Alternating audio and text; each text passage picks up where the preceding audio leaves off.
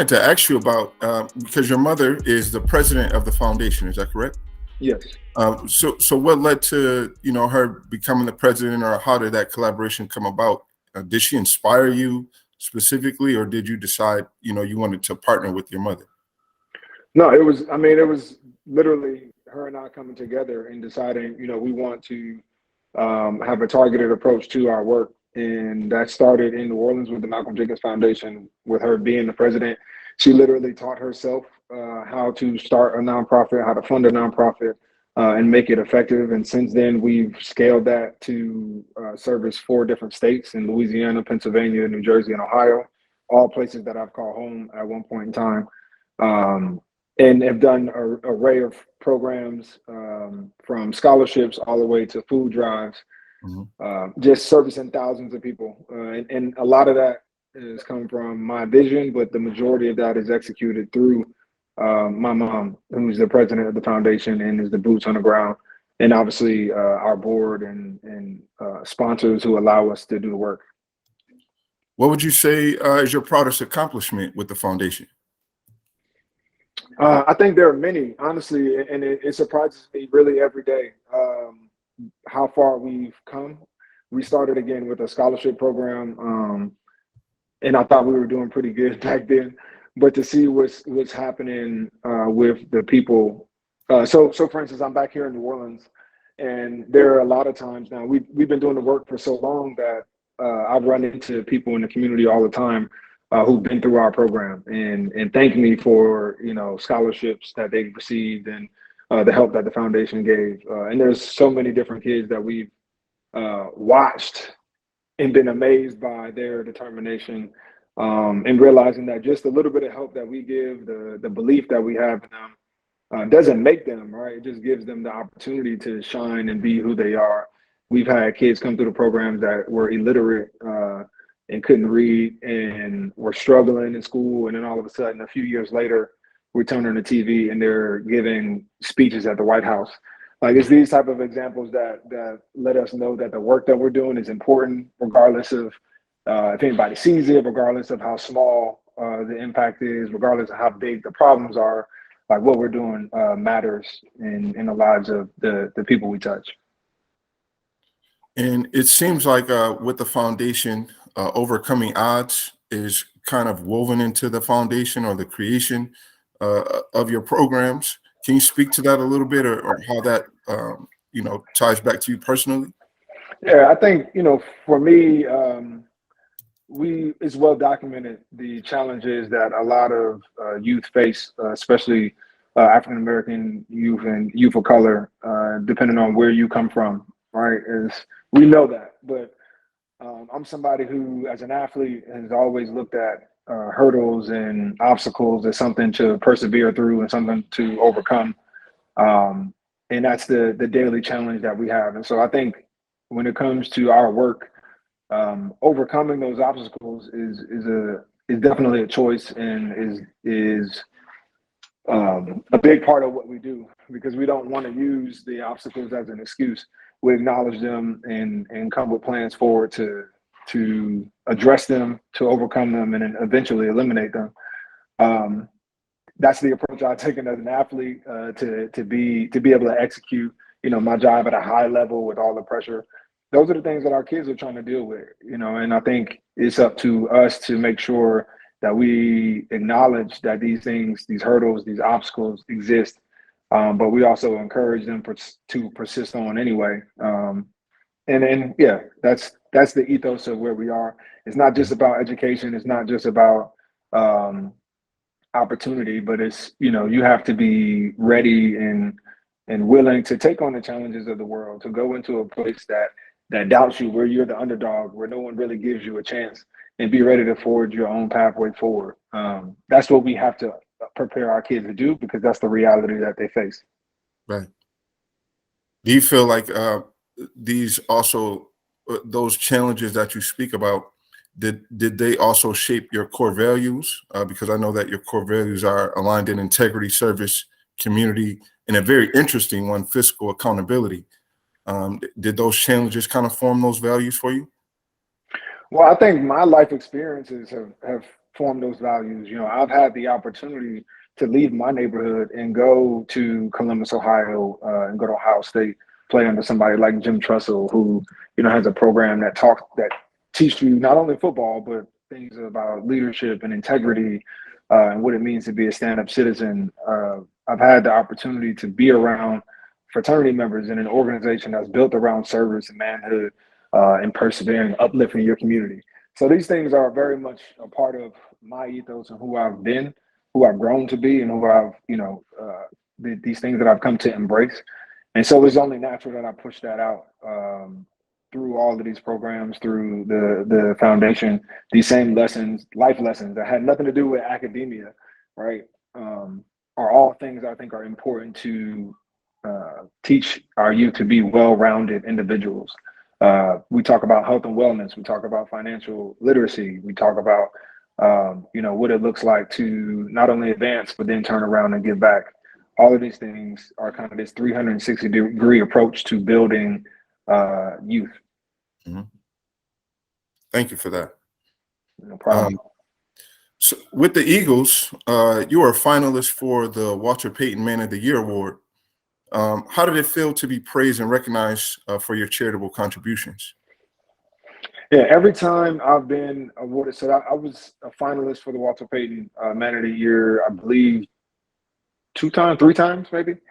But I've gotten it 3 times on 3 different teams, and it's a huge honor because we're full of a ton of guys. Our league is full of a ton of guys that are doing phenomenal work. You know, all the way from education to, you know, health and wellness to youth, animals, all kind of stuff. So whenever your work gets highlighted out of the great and out of the many, then what you're doing, you know, is obviously having impact, and what you're doing is important. But I think it's an opportunity for me, at least, to praise those who have helped me do all of this. Everybody knows that I, you know, was playing football for a living, so I wasn't coming up with all of the plans and making the calls and organizing all of these different events, right? That comes from my mother, starting with her as a president, and then our board, to our volunteers, to our sponsors. All of those things are, all those people, you know, are being acknowledged as well. Whenever you talk about the Malcolm Jenkins Foundation, our work, or me, and the work that I do is always on the backs of a group in the community. And so when I get acknowledged, it's an honor for me to really be able to represent that group. Is that where you would say you got your entrepreneurial spirit from? Because not only do you have your foundation, I know that you have your production company, Listen and Media. You have your fashion company, Demarsville. So, you know, would you say that along the same lines of contributing to your community is where you also gain your entrepreneurial spirit? I would say that contributing to my community is what has is the center, is like the cornerstone of what I do, because that's where I get all of my production from. So when you look at anything that I'm doing, there's always gonna be somebody from my team within it. And so, you know, I didn't go to school to do any of this stuff. All right. I had a strategic communications major, which means I'm really good at talking in front of a camera and some public speaking. Like I know how to do that. But when it comes to businesses and investments, real estate, fashion, production, these are all things that I've kind of learned on the go, but I've also leaned heavily on, you know, a peer or a partner. And I've partnered with people that I know in the space. And so instead of, you know, it being in a silo, if I want to go do something else, I recognize that I'm going to have to pull from the resources in my own communities. And that's been the cornerstone of how I've built the foundation. It's the cornerstone of how I've built my businesses. And that's just truly what I believe in. When I'm trying to accomplish things that are bigger than me, I'm going to need people outside of my own capabilities. And I think that's a lesson that we don't talk about enough. We're very competitive, so we like to get it out of the mud. Right. You know, say we did it on our own, and that's all great and dandy. Sometimes we need that, but when you get to the top of that mountain, you realize that there are way bigger mountains to climb, and all of those who are scaling them are not doing it alone.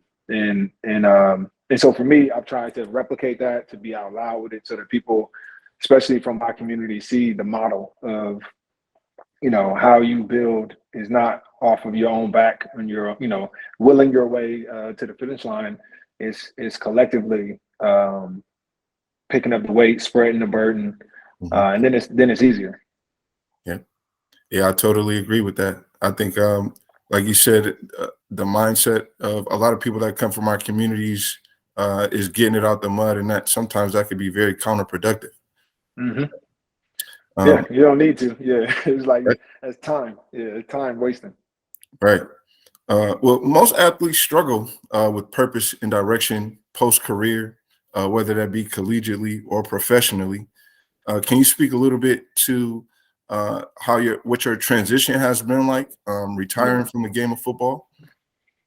Yeah, I think, man, I'm extremely fortunate to have done a lot of groundwork while I was playing, to put myself in a situation where, I have a lot that I can focus on when the game is over. And it's still a struggle. And I don't even miss the game. And so it's not even, you have the identity shift. Obviously, for many people, you play football. I played football since I was 7 years old. And now you're a former football player, kind of forever.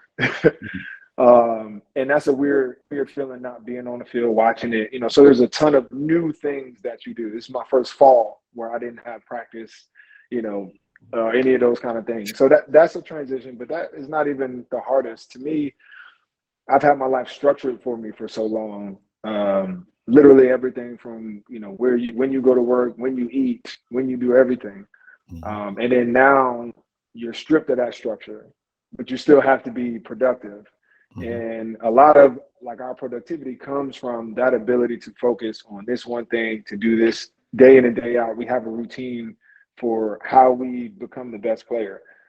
We've yet to develop those routines of how to be the best person, just in general in life. And so losing that structure and having to recreate it on your own is a transition. It really is. And it's been tough on me, but I can only imagine, for athletes that have been a little bit less prepared or didn't have 13 years in the league like I did, and are a little under some more, a little bit more urgency and problems. I think I couldn't imagine. So I know it's a tough transition, but for me, luckily, I've got enough things on the table, enough support around me, where it's been. I don't miss football. Has your foundation kind of provided some of that structure for you, or opportunity to be creative and invest your time since retirement? Yeah, well, I think the foundation is really, now that I'm done playing, you start to look at everything, as like, where do we go next? As we look into the future, how do we create longevity now that, we're not in front of a camera all the time? You've got to be known for your work, right? Which we have. And so we're like looking at the model. What do we want to continue to do? What are the themes we want to move in the future? Like, we used to have football camps. And then right before 2020, I was like, I don't think I want to do any more camps. I don't really want to tell kids to play football.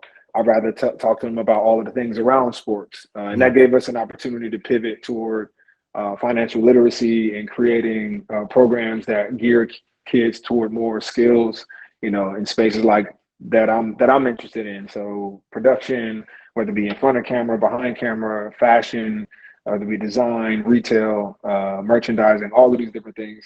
There's so many areas that we can now impact because I have all of these different businesses. We just want to make it a through line. So part of this next pivot for the foundation is really based off of the pivot in my own life.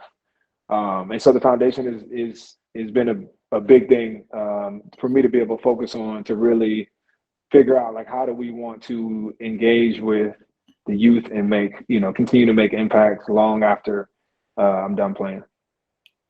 I find that really interesting, especially the part where, you said that you don't want to necessarily promote football. I know that that's basically a reflection of where you are personally in your life, but can you speak to a little bit more about, why you decided to pivot away from football? Well, it's just about messaging. So it's a great opportunity. I think, obviously to get kids active. Like our camp, we talked about like health and wellness, sports safety. We had seminars for the parents about concussions and how to deal with their kids as they play sports. Mhm. But I think we did a camp for maybe 10 years. You're talking about like 400 kids each time. And out of all of those kids, maybe I think one went to the NFL. Mhm. Tajay Sharp, who's Yeah. like, which is crazy, right? Like a kid comes through your camp, you see him, and then a few years later, you line up against him in an NFL game. Like Yeah. that's a crazy feeling. But realistically, when you start looking at like, well, what am I offering? Kids that they can really use, that's really Mhm. going to prepare them. And I know because I beat the odds, like the majority of these kids are not going to play in the NFL. Like Mhm. probably not going to play in college. Mhm. So it's like, well, what's the most impactful thing I can do? I can do a football camp and it's natural to me, but what's the most impactful thing I can do? And that's really where it's at. I love football. I learned so much from the game of life. Everything I am is because I'm a football player, or was a football player. But I also know that that's not the majority of, that's not going to be the life. That's not going to be the road travel for the majority of the kids that we deal with in our foundation. And Mhm. so I want to make sure that we're doing the most impactful things and showcasing the other sides of being like, I think it's important to show the other side of being a Black man. Like, because they've only seen this football side of me, but they don't know that I'm a writer. I like art. I'm into all of these different things, tech and space travel, all these things that they don't really get to see because we kind of force feed football. That's what's popular. That's what everybody likes. I think Mhm. it's just at this point in my life, I'm ready to showcase a little bit more of who I am and what I like to explore, just to show the youth that you can pursue these things. People have jobs and careers in these areas that oftentimes in our communities we've looked at and said that's not for me or that's not for us. Right. Yeah, I think that's awesome, man. Thank you. Mhm. My last question for you. We all know that you're from New Jersey. It's a great state. So, Mhm. what's your favorite thing about being from New Jersey? I think especially in sports, there's a lot of conversation about recruiting and so it's a very like regional thing, right? People have um their stereotypes about guys from different areas. And I just love that the Jersey guys are always known to be those blue collar guys, always leaders, um, always known to be tough, and for whatever reason, always end up in that underdog kind of space. But I love it. Like Yeah. I feel like that's who I am. That's been my whole game. And whether it be like myself, Devin McCourty, Jason McCourty, and the list goes on of just Jersey guys who, especially like in my class, who've all came into the league, gotten their respect, and been legendary players by doing with the same, same storyline. Like me and Devin both play safety, former corners play safety from Jersey, both bald heads with a beard. Like you can't. It's like everybody's like cookie cutter, Yeah. but I love it, man. It's dope.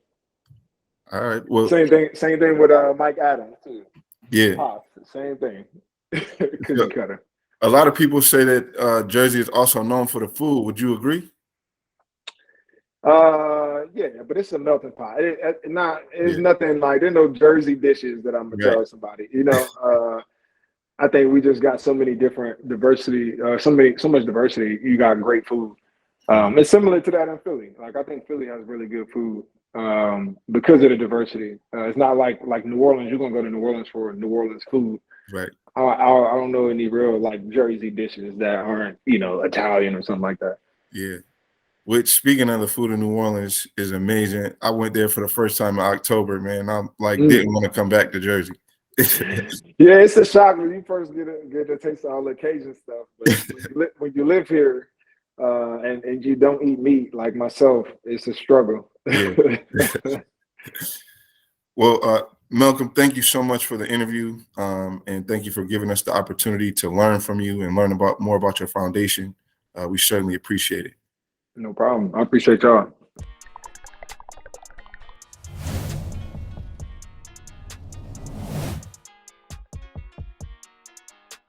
We are Jersey. We are Jersey. We are Jersey. We are Jersey. We are Jersey. We are Jersey. We are Jersey. We are Jersey.